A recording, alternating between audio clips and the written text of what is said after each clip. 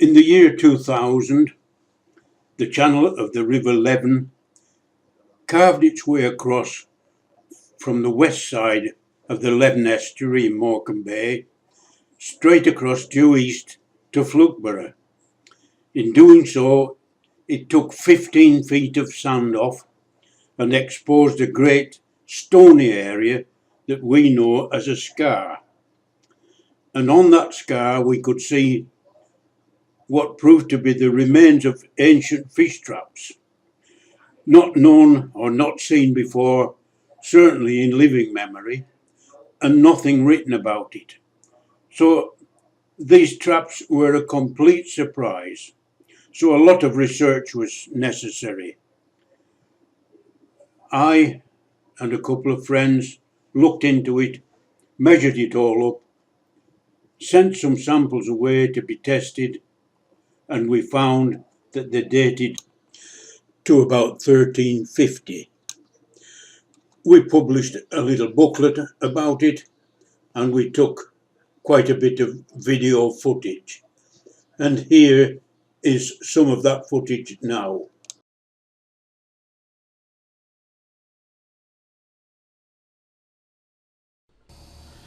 This is a map showing Cowp Scar relative to the rest of the bay.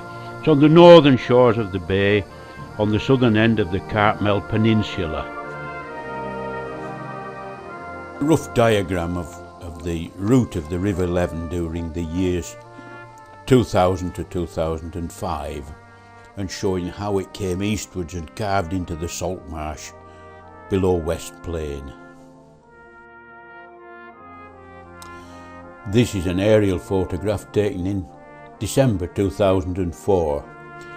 You can see the main line of the wall of the traps, and some of the smaller lines that are just shadows really of the small walls.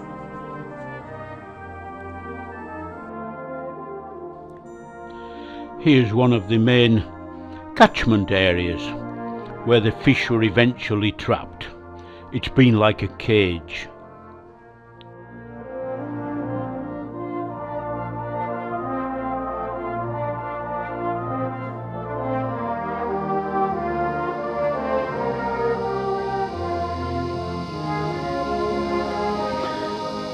This is Cowp Scar on the 2nd of April 2005. So it's actually been exposed now 5 years. It was May 2000 when I first saw it.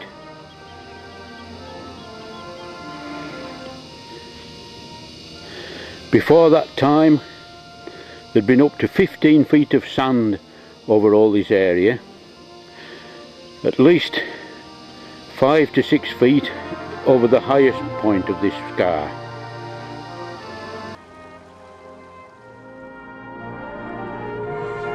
This is the most westerly structure on the scar. It's lining up almost north, looking virtually at Cape's Head now.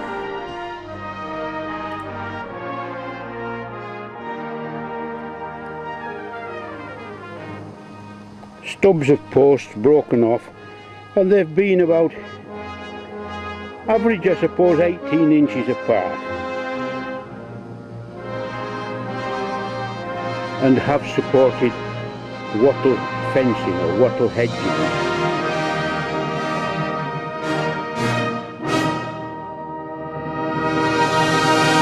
The fish were guided down into a trap which was here.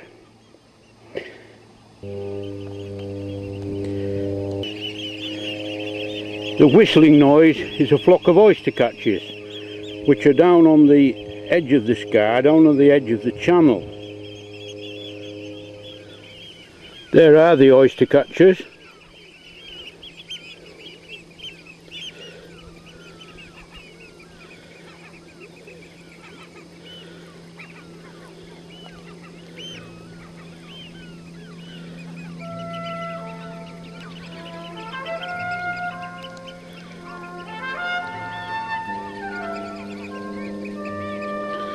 I suppose there must be a couple of thousand of them there.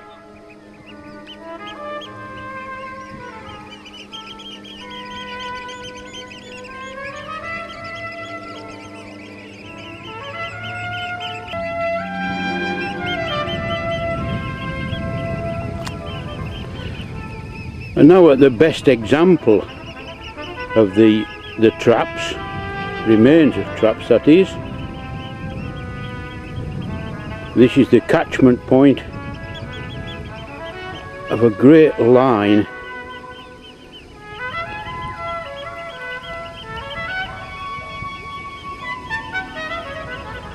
of stones and stakes heading up virtually towards Cowp Point and towards Holker Hall, if we like.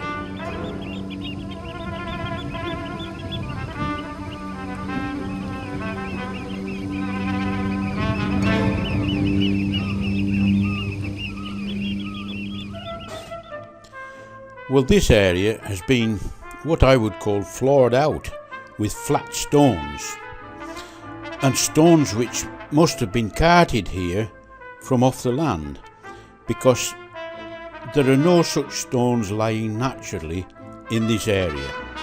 They're all rounded cobbles, and they are a different stone from the one that are here. So they're laid down there for what purpose I have no idea. There the stakes and a small wall of stones heading just about north. Going in the other direction, nearly west, in the general westerly direction, until they come down here. Both walls meet together into this catchment area.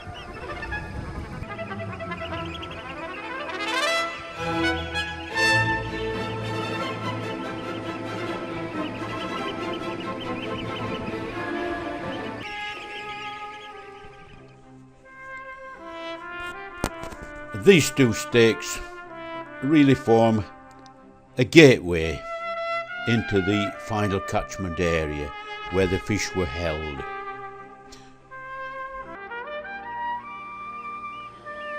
Here, on the edge of the channel of the Leven, several hundred eider ducks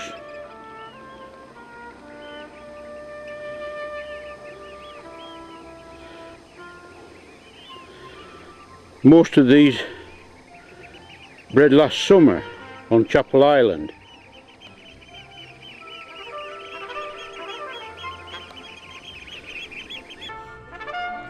Here are examples of some of the concrete posts that were set out on the sand during the Second World War to prevent enemy aircraft from landing.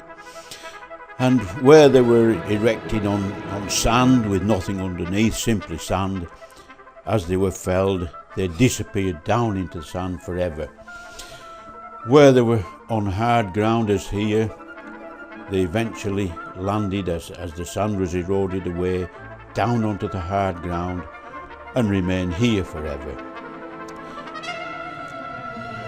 Over the bay there were many thousands erected over 3 or 4 square miles. Probably didn't do any good, but that was the thinking, prevent enemy aircraft from landing. A perfect example here, still intact, about 12 feet long, 7 inches by 5 on the end section, I measured them, and 3 reinforcing bars through the centre of them. This is a bit of a puzzle in that it is a sort of a wall, but it's on 1 stone high, but set in a line. There are no obvious signs of any stakes in it, although there probably have been. And here, the catchment area, what I have called for the last couple of years or so, an oval parlour, where the fish, guided down by that line, where no doubt there have been stakes and wattle fences, into that V shape and eventually landing in here. I can only think that that was dug out to leave water in so that the fish laid alive, somewhere for the fish to lay and keep fresh. But it is supposition, speculation. And when I look over here, over this oval trap, oval parlour, I look up to a big stone, or two big stones, right on top of the highest part of the scar, and that almost lines up to Hoad Monument. As I look over there, it's hazy today, I cannot see the monument, but I know that I'm looking just to the right hand side of the monument.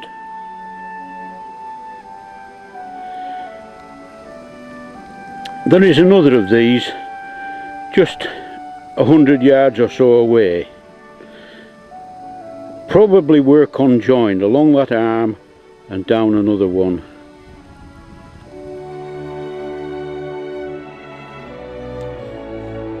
And here, for future reference, is the line from the oval parlour.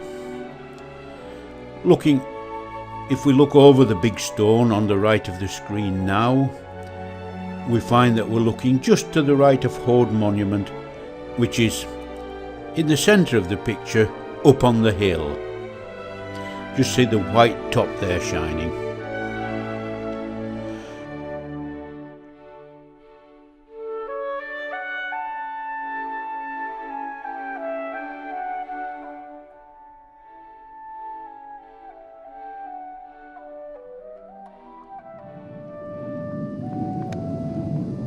And there's our oval parlour.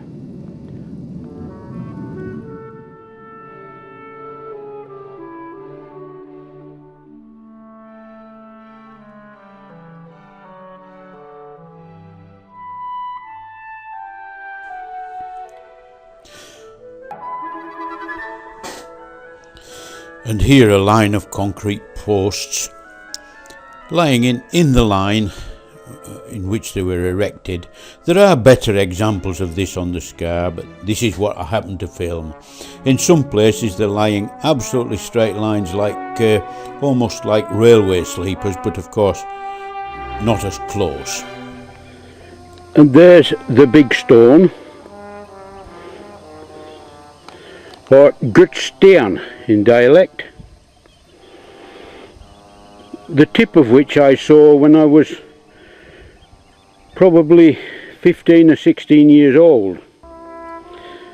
It was in a dike which came out here through the sand, but there was no indication that there was anything under here. Don't know what I thought the stone was, but just the very tip of it could be seen at that time, and it was referred to as Gutstein, the big stone. And it's on one of the highest parts of this scar, 400 metres from the southern edge, or the channel edge. There almost certainly must be a spring somewhere. This runs continually. The tide has been gone off here for what, 7 hours? More than that probably.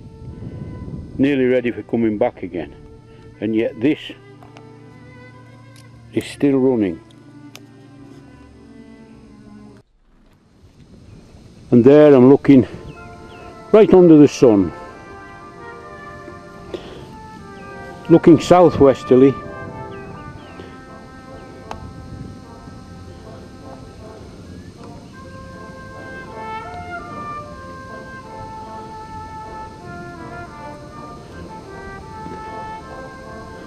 And there are the stakes of the main series of traps.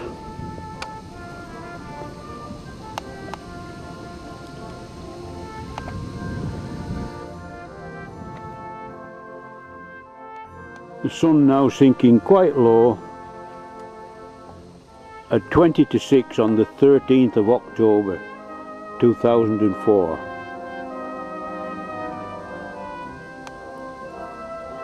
A very nice sunset.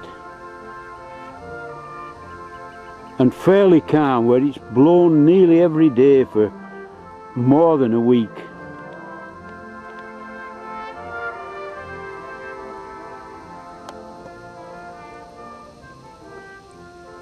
Not a gale, but a good strong breeze almost every day.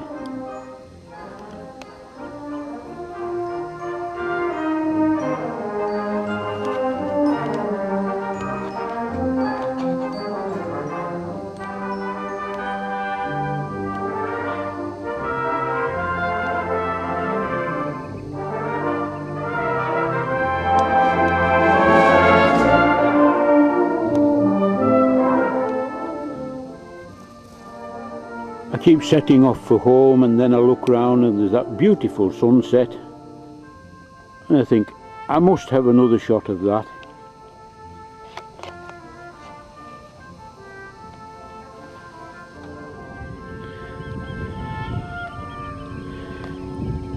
Every time I come here and do some filming, I think it may be the last, because as soon as the channel leaves the edge of that scar and moves away, this will all be covered again in quite a short time, a matter of months. And we've measured it all up and given it a good looking at, because we know that one day, in the not too distant future, it will be covered up again for, who knows, 200 years again.